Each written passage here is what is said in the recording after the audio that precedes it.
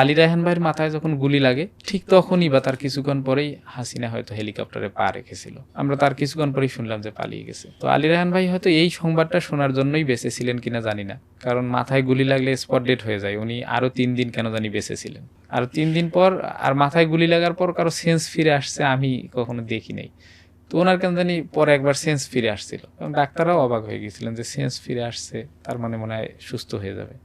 তো সেন্স ফিরে আসার পর ওনাকে জাস্ট একটা কথা বলা হয়েছিল যে হাসিনা পালাই গেছে এবং বাংলাদেশের সবাই খুশি, আপনার মাথায় যে গুলি লাগছে, যে আওয়ামী লীগ ছাত্রলীগ আপনাকে গুলি করছে তারা সবাই পালাই গেছে। এই কথাটা যা শুনছে, শোনার পর আবার অজ্ঞান হয়ে গেছে। আমরা কেন জানি এগুলো মেলাতে পারি না যে ও আসলে এইটা শোনার জন্যই উনি বেঁচে ছিলেন কিনা, যদিও এগুলো আধ্যাত্মিক ব্যাপার, এগুলো বাস্তবতার সাথে মিলে না, তো আমরা এগুলো মনে করি আর কি।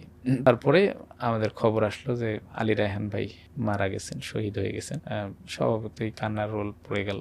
এবং তারপরে ওই ঘটনার পরেই কিন্তু সাকিব আঞ্জুম ওই দিনই আমরা ফিরে আসতেছিলাম, যারা ওই যেখানে গুলি করতেছিল সেখান থেকে ফিরে আসতেছিলাম যারা, ওইটা শেষ করে ফিরে আসার রাস্তায় সাকিব আঞ্জুম ভাইকে ধরে হত্যা করা হলো কুপিয়ে কুপিয়ে। এবং ফিরে যারা আসছিল শিক্ষার্থীরা, ছাত্ররা এবং ছাত্রী বোনেরা, তারা সবাই আমরা টেনশন করি যে কোনো সময় আমাদেরকে যে কোনো জায়গা থেকে আঘাত করে মেরে ফেলতে পারে। তো সেভাবেই সাকিব আঞ্জুম ভাইকে হত্যা করা হলো।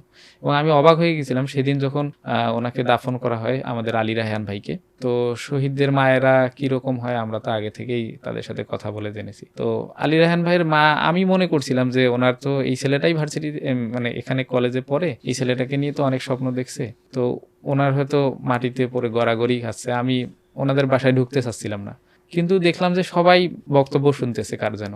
আমি গিয়ে দেখলাম যে শহীদ আলী রায়হান ভাই মা দৃপ্ত কণ্ঠে বক্তব্য দিচ্ছে, কোন রকম কণ্ঠে জড়তা নাই, এবং দৃপ্ত কণ্ঠে বলতেছে, জাস্ট চোখ দিয়ে পানি পড়তেছে কিন্তু কোন রকম কণ্ঠের মধ্যে কাঁপাকাঁপি নাই।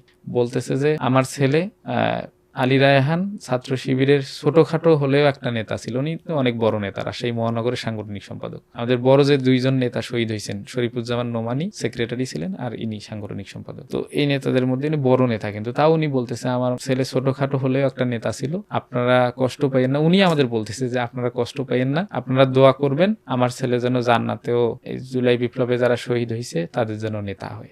শহীদ নিজের ছেলেকে শহীদ হওয়ার পরও নিজের ছেলের প্রতি যে গর্ব, এই ব্যাপারগুলো খুবই আমাদেরকে গর্বিত করেছে, ইন্সপায়ার করেছে। আমরা মনে করি রাজশাহীতে যে 2জন শহীদ হয়েছে, শহীদ আলী রায়হান এবং সাকিব আঞ্জুম ভাই, দুজনকেই যেন আল্লাহ তাআলা জান্নাত দান করেন। এবং সারা বাংলাদেশে জুলাই বিপ্লবের জন্য যারা শহীদ হয়েছেন এবং যারা আহত পঙ্গুত্ব বরণকারী এখনো বেঁচে আছেন, তাদেরকে বলতে চাই যে আপনাদের জন্যই আমরা এরকম প্রতিনিধিগুলো নির্বাচিত হতে পেরেছি।